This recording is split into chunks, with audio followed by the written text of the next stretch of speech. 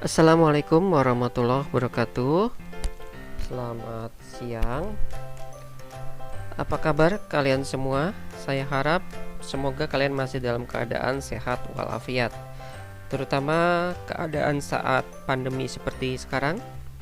Utamakan kesehatan, jaga fisik dengan berolahraga, ya, olahraga yang ringan-ringan aja kayak ya push up, jogging dan lain-lain. Serta jangan lupa minum vitamin ya, serta suplemen agar imun kita terjaga dan terhindar dari semua penyakit. Kita berjumpa kembali di mata kuliah pengantar ilmu kependudukan atau yang biasa disingkat dengan PIK atau PIK ya. Sebelum UTS atau ujian tengah semester, Ibu Nurvila sudah masuk bulan lalu ya, dan juga sudah melaksanakan UTS. Nah, sekarang giliran saya yang akan masuk memberikan materi sampai ujian akhir semester ke depan atau UAS. Oh ya, sekedar menginfokan bahwa saya menggunakan fasilitas MOOLS, Google Classroom, dan channel YouTube ini untuk memperlancar proses belajar dan mengajar. MOOLS itu biasa saya gunakan untuk pemantauan berupa absensi online atau mengkonfirmasi informasi-informasi yang akan dibutuhkan oleh mahasiswa yang mengambil mata kuliah ini. Sedangkan Google Classroom itu saya gunakan untuk pengumpulan tugas dan ujian akhir semester nanti. Kenapa? Karena saya anggap bahwa Gizi itu servernya cukup stabil ya, dibandingkan dengan server kita, karena beberapa kali pengalaman server kita di MOOLS itu seringkali gangguan. Kemudian channel YouTube ini juga saya gunakan untuk memberikan materi secara online, yaitu melalui tayangan-tayangan video e-learning. Nah, dalam channel YouTube ini juga saya gunakan untuk pemantauan atau absensi, yaitu melalui dengan mengklik subscribe. Sebab apabila hanya absen di MOOLS, terkadang mahasiswa yang cukup absen ya dengan mengklik di MOOLS itu sudah menganggap bahwa dirinya sudah ikut kuliah tanpa membuka materi di YouTube. Nah, untuk itu absen itu ada 2 kali ya, yaitu di MOOLS dan di subscribe pada YouTube dan kolom komentar di YouTube. Jadi jangan sampai lupa mengklik subscribe channel ini. Di dalam channel ini tidak saja memuat tentang materi perkuliahan.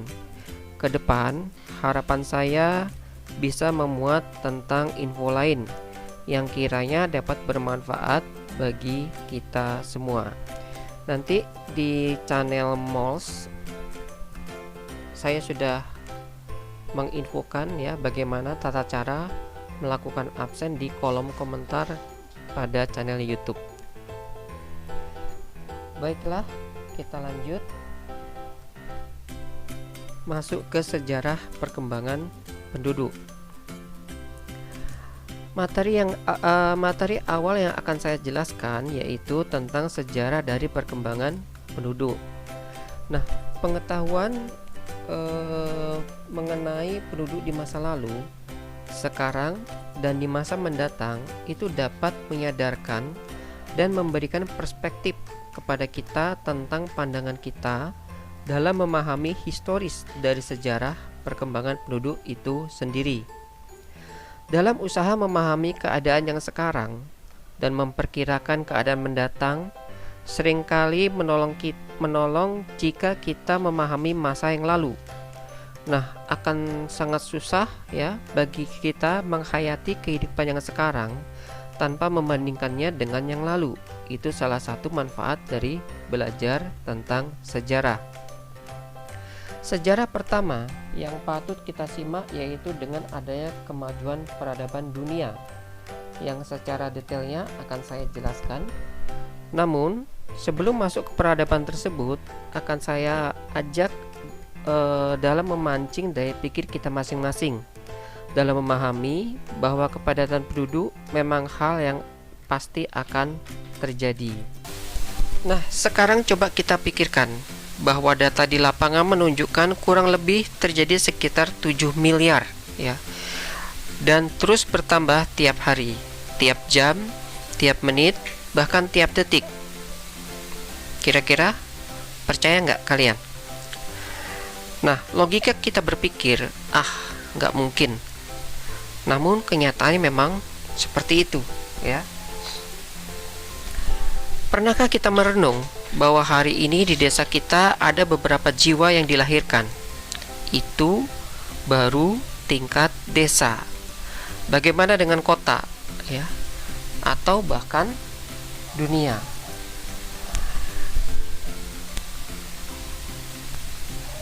Coba untuk pembuktian, saya akan mengajak kita untuk menghayal, ya, menghayal yang sifatnya positif tentunya, ya.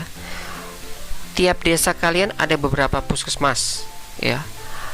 Tiap kota ada berapa rumah sakit, dan boleh kalian buktikan sendiri untuk senasional apakah terjadi yang namanya kelahiran tiap jam, bahkan tiap detik untuk tingkatan seluruh dunia, ya.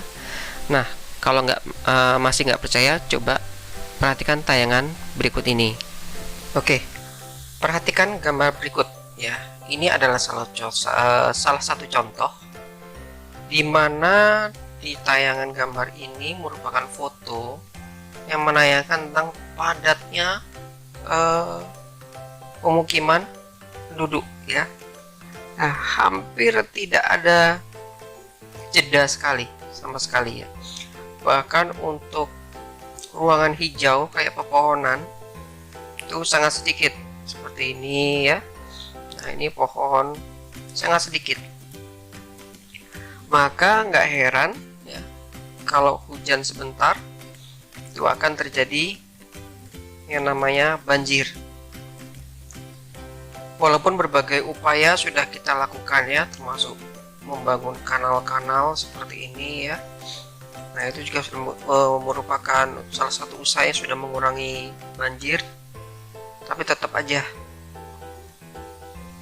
mudah-mudahan ada langkah-langkah atau inovasi-inovasi terbaru lah. Ini tadi karena ini sangat sedikitnya tanaman-tanaman. Kalau hutannya sudah gundul, lahan sudah gundul, kan susah jadi menampung air, ya. Ini yang ngambil mata pelajaran IPA biasanya sudah tahu itu. Nah, ini yaitu gambar yang menayangkan foto padatnya pemukiman juga. Kalau yang tadi itu padatnya ke melebar, ya, di samping-samping, sedangkan ini padatnya ke atas. Kenapa hal ini terjadi? Karena sudah sangat langka yang namanya lahan. Kalau tempat kita, daerah kita, lahan masih banyak yang kosong, ya, walaupun sudah ada yang punya. Nah, kalau ini sudah sangat langka sekali. Coba lihat ada berapa lantai nih, ya, sangat tinggi sekali, bahkan terkesan kumuh. Memang untuk daerah kota-kota tertentu, ya, di tempat kita sudah ada seperti ini. Nah, nanti jangan heran, ya, kalau di tempat kita juga akan ada seperti ini, karena tadi jumlah penduduk semakin lama semakin bertambah. Nah, kalau ini, ya, ini adalah gambaran padatnya akses transportasi. Ini dulu, ya, sebelum tahun 2007. Ini saya sempat merasakan ini bagaimana padatnya di dalam sini, ya. Kalau sekarang sudah ditata sedemikian rupa oleh pemerintah, ya, tidak boleh ada lagi penduduk atau masyarakat yang naik di atas gerbong seperti ini, ya, karena membahayakan dari nyawa mereka sendiri. Ini kelas ekonomi KRL. Sekarang kelas ekonomi sudah agak lumayan lebih bagus lagi dari ini. Nah, ini di keadaan di stasiun ketika jam-jam kerja, ya, terutama jam-jam berangkat kerja, yaitu pas subuh, ya, subuh sampai dari jam 5 sampai jam 7 waktu sana itu wah padatnya luar biasa. Tapi setelah melewati jam kerja itu kepadatan sudah mulai berkurang. Nah, sama tadi di KRL, kalau sini di keadaan jalanan raya, jalan umum, jalan darat ya, untuk roda 2 dan roda 4. Coba lihat, demikian padatnya ya. Ini yakin kalau kita ada di sini tengah-tengah sini, itu suhunya pasti akan sangat panas ya. Kalau di tempat kita saya perhatikan ya, untuk tanggal-tanggal tertentu itu memang kelihatan sangat padat. Tapi nanti kalau sudah tanggal-tanggal tua, tengah bulan, apalagi tanggal 15, 16 sampai tanggal 31, itu jalanan sudah mulai sepi. Jalanan tuh rame ketika tanggal-tanggal muda. Kenapa? Karena baru gajian ya. Jadi orang banyak beraktivitas. Kalau sudah tanggal-tanggal tua mungkin orang lebih berdiam diri. Nah, di sini coba lihat, padat sekali. Wah, apalagi yang ini, ya. Ini, nah, kayak di kota Cina kan di mana nih? Kalau dilihat dari wajah-wajahnya. Ini salah satu tempat sarana hiburan ya, kolam renang, padatnya seperti ini. Kayak gini bukan liburan namanya kalau sudah padat kayak gini, ya, sangat-sangat padat. Dan ini mungkin terjadi pada saat musim panas atau pada saat liburan. Nah, tayangan-tayangan ini tadi ya adalah merupakan gambaran bahwa benar ternyata dari hari ke hari, minggu ke minggu, bulan ke bulan, ternyata terjadi yang namanya perkembangan kepadatan penduduk. Memang di lain pihak ada semacam kematian ya. Kematian apakah itu disebabkan dengan bencana alam, wabah seperti sekarang ya. Nah, memang itu ada siklus-siklus. Saya rasa sudah dijelaskan sebelum UTS kemarin. Oke, sekarang kita lihat lagi, khususnya di negara kita itu terdapat beberapa provinsi, baik yang terpadat maupun yang paling sedikit ya.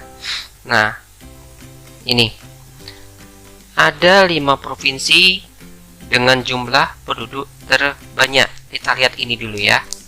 Nah, sini kalau di sini sebenarnya contohnya ada 10, cuma saya ambil sampel 5 aja. Kenapa? Karena yang dari 6 sampai 10 dia tidak sampai puluhan juta ya. Nah, yang pertama nomor 1 yaitu Jawa Barat. Di Jawa Barat ini penduduknya sekitar 48 jutaan. Ini di Jawa Barat ya. Nah, kemudian yang kedua di Jawa Timur. Nah, di Jawa Timur di sini penduduknya ada sekitar 39 juta jiwa ya. Makanya pada saat dulu era Pak Soeharto ya, itu sudah ada namanya program transmigrasi, yaitu memindahkan penduduk yang padat penduduknya ya ke ke wilayah yang kurang jumlah penduduknya. Contoh seperti ke Kalimantan Timur dan provinsi-provinsi lainnya. Kemudian Jawa Tengah. Jawa Tengah nomor 3. Nah, ini ya. Ini termasuk padat, yaitu sekitar 34 juta jiwa ya. Sebenarnya tidak pas 34 juta ya, 34 sekian ratus ribu juta jiwa gitu ya. 34 juta berapa ratus ribu gitu jiwa. Nah, kemudian yang keempat loncat ke Sumatera Utara. Nah, di Sumatera Utara ini lumayan juga, ada sekitar 14 juta jiwa penduduk yang ada di Sumatera Utara. Kemudian disusul dengan wilayah Banten ya, nomor 5. Nah, ini terdapat sekitar 12 juta jiwa. Nah, di sini daerah kita tidak termasuk terbanyak ya. Oke. Kemudian tadi 5 provinsi dengan jumlah penduduk terbanyak. Nah, sekarang 5 provinsi dengan jumlah penduduk paling sedikit. Kita lihat. Nah, di sini ada termasuk di dalamnya Kaltara, Kalimantan Utara, itu nomor 1. Nah, ini di atas ini ya, di sebelah Kaltim. Di sini penduduknya hanya sekitar 716.400 jiwa ya, di Kaltara, paling sedikit gitu. Nah, kemudian disusul oleh Papua ya. Nah, di Papua nomor 2 sini. Nah, ini hanya sekitar 937.500 jiwa. Ini daerah Papua. Kemudian nomor 3-nya yaitu di Gorontalo. Gorontalo ya. Nah, ini jumlah penduduknya sekitar 1.185.000. Lumayan agak banyak. Kemudian yang keempat ini di Maluku Utara, yaitu sekitar 1.232.000 jiwa ya. Kemudian Sulawesi Barat ya, nomor 5. Nah, ini sekitar 1.355.000 juta jiwa. Nah, berarti daerah kita ini tidak termasuk yang terbanyak, juga tidak termasuk yang paling sedikit, sedang-sedang ya. Oke, itu adalah provinsi yang paling padat dan provinsi yang paling sedikit. Nah, ini kalau dihubungkan, dijelaskan lagi panjang ini. Ada faktor-faktornya, ada faktor-faktor mortalitas, natalitas, dan saya yakin sudah kalian pelajari pada saat UTS kemarin. Oke, kita lanjut. Tadi sudah saya jelaskan tentang gambaran kepadatan penduduk ya. Nah, sekarang kita masuk seperti yang saya janjikan di slide pertama tadi, tentang peradaban, perkembangan penduduk di dunia. Nah, perkembangan jumlah penduduk dunia itu sangat erat kaitannya dengan perkembangan peradaban manusia dalam berinteraksi dengan alam sekitar. Jadi di sini ada 3 tahap perkembangan peradaban manusia hingga kini, yaitu yang pertama, zaman ketika manusia itu memulai untuk mempergunakan alat-alat dalam menanggulangi kehidupannya. Nah, di sini zaman ini berlangsung beberapa juta tahun lalu, yang terbagi atas zaman peralatan batu tua, batu muda, dan perunggu. Ini pas kalian kemarin masih status pelajar, ada SMA atau SMP, itu dipelajari pada saat mata pelajaran sejarah ya. Kemudian yang kedua yaitu mengembangkan usaha pertanian menetap, di mana zaman ketika manusia mulai mengembangkan usaha pertanian menetap yang mengubah kehidupannya yang semula dengan berburu dan nomaden itu menjadi bertani dan menetap di sekitar pertanian tersebut. Nah, kemudian yang ketiga yaitu zaman mulainya era industrialisasi sekitar abad ke-17 sesudah Masehi, yang ditandai dengan tumbuhnya pusat-pusat industri dan berkembangnya kota-kota pemukiman manusia. Pada saat itu pertumbuhan penduduk terlihat meningkat ya, kira-kira pada 6.000 sampai 9.000 tahun yang lalu, ketika teknik bertani sudah dimulai dikenal dengan menyebar beberapa di bagian dunia, yang memungkinkan produksi pangan itu meningkat sehingga manusia semakin makmur. Selain itu juga berkembangnya ilmu pengetahuan dan perkembangan teknologi dalam mengolah sumber daya alam yang ada di sekitarnya. Itu juga membuat kehidupan manusia semakin membaik, termasuk alat kesehatan atau pengetahuan tentang kesehatan di dalamnya. Nah, berkaitan dengan tahap perkembangan teknologi maupun peristiwa-peristiwa sosial ekonomi penting yang dialami oleh penduduk dunia, maka sejak tahun 1950 itu si Thomson dan Lewis membagi periode perkembangan penduduk dunia ke dalam 5 periode. Ini perlu diingat ya. Yang pertama yaitu periode tahun 1650 sampai tahun 1800. Nah, disimak ya.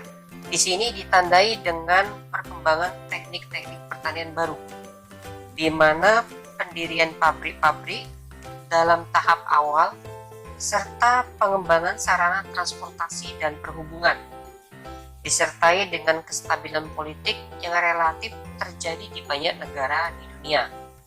Nah, di sini penduduk dunia pada akhir periode ini diperkirakan sebanyak 900 juta jiwa dengan tingkat pertumbuhan penduduk sebesar 0,4% per tahun. Kemudian yang kedua yaitu periode 1800 sampai 1850. Di sini pertumbuhan penduduk dunia sudah menunjukkan variasi antara negara satu dengan negara lain maupun antara satu kawasan benua dengan kawasan benua yang lain. Contoh, di Eropa dalam waktu 50 tahun itu penduduknya bertambah sekitar 33,3%. Di sini peningkatan penataan kehidupan politik dan ekonomi bangsa-bangsa pada saat itu mendorong stabilnya penyediaan bahan pangan yang cukup bagi penduduk, di samping kesadaran dalam pengelolaan kesehatan lingkungan. Kemudian periode tahun 1850 sampai 1900. Di sini ditandai dengan sudah banyaknya negara di dunia yang sudah melaksanakan sensus penduduk secara lengkap, sehingga kependudukan dunia sudah semakin banyak yang reliabilitasnya itu semakin tinggi. Di situ juga kemajuan teknologi pada masa ini sudah semakin mendorong peningkatan produktivitas manusia. Adanya pengorganisasian kehidupan sosial, ekonomi, dan politik, ya, penduduk negara-negara barat akan semakin nampak, terutama daerah-daerah urban. Nah, di sini juga dalam periode ini juga telah nampak mulai menurunnya tingkat fertilitas di beberapa negara. Kemudian sudah timbul kesadaran dan keyakinan bahwa pertumbuhan penduduk itu sepenuhnya dapat dikendalikan dari tingkat kelahiran dan kematian. Nah, di sini kita perhatikan memang ada beberapa negara ya. Kalau kita nih termasuk golongan negara yang sedang berkembang. Coba kita lihat negara-negara Eropa di sana yang sudah maju, lebih maju dari kita, seperti Inggris ya, Arab, Saudi Arabia itu, kemudian Korea. Kalau kalian lihat film-film Korea itu di sekitar kiri kanannya alat-alat itu semua serba canggih gitu ya. Kemudian yang berikutnya yang keempat yaitu periode 1900 sampai 1930. Di sini ada peristiwa dunia yang memiliki pengaruh demografis yang besar, yaitu Perang Dunia Pertama. Nah, dalam peristiwa ini banyak penduduk yang meninggal di medan perang ataupun meninggal karena buruknya keadaan ekonomi. Banyak negara yang dilanda penyakit yang menyebabkan kematian dan infeksi. Itu Perang Dunia ke-1. Di sini kondisi politik, kondisi ekonomi, peperangan itu bisa mempengaruhi sebuah sektor kehidupan. Kalau sudah perang, otomatis kondisi kesehatan juga kurang, fasilitas infrastruktur kurang memadai, ya, otomatis akan menimbulkan berbagai banyak dampak penyakit. Kemudian periode 1930 sampai sekarang, di sini merupakan periode pergerakan penduduk dunia yang cukup besar, terutama setelah adanya Perang Dunia Kedua. Di sini peningkatan pelayanan kesehatan semakin meningkat, terutama dengan penemuan berbagai obat antibiotik. Penemuan teknologi modern juga semakin mendorong peningkatan kualitas hidup. Di satu pihak, keadaan ini justru semakin mensukseskan usaha pengendalian penduduk di negara-negara maju. Namun, sebaliknya, di negara-negara yang belum maju, terutama pada awal periode, itu justru mendorong pertambahan penduduk yang cukup besar. Baiklah, sekarang kita akan mempelajari sejarah perkembangan penduduk di negara kita, yaitu Indonesia. Nah, di sini disajikan ya data pada tahun 1930 itu jumlah per 1000 ya, itu 60.700 jiwa ya. Yaitu sumbernya sensus penduduk tahun 1930. Kemudian ini masih sebelum zaman kemerdekaan ya, karena 1945 kan merdeka. Kemudian 1961 97.000 ya, sensus penduduk 1961, dan sampai 2005 ini perkembangannya cukup pesat ya, 213.375 jiwa. Nah, di sini dari data ini terdapat pertambahan absolut penduduk Indonesia ini selama tahun 1930 sampai tahun 2005. Di sini dapat disimpulkan bahwa pertambahan penduduk di Indonesia persatuan waktu adalah sebesar tiap tahun bertambah 2,04 juta orang per tahun, atau 170.000 orang per bulan, atau 5.577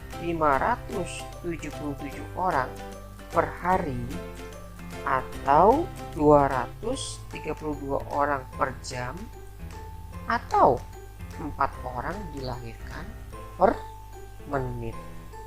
Nah, itu coba ya. Ini berdasarkan data yang ada, merupakan pembuktian dari apa yang sudah saya jelaskan di slide pertama tadi ya. Ini Indonesia dulu ya, 1930 sampai 2005. Coba dunia ya. Bukan per menit lagi, mungkin per detik ya. Baiklah, untuk pertemuan minggu ini materi yang saya sampaikan sampai di sini dulu. Kita lanjutkan kepada pertemuan Rabu depan ya. Dan kemudian untuk pertemuan sekarang saya sementara tidak ngasih tugas. Nanti ngasih tugas mungkin setelah pertemuan kita yang sekian kali ya. Belum tahu nanti bisa pertemuan minggu depan, bisa juga minggu depannya lagi. Baiklah, saya ucapkan terima kasih. Wassalamualaikum warahmatullahi wabarakatuh. Oh ya, jangan lupa absen di MOS ya. Oke, thank you.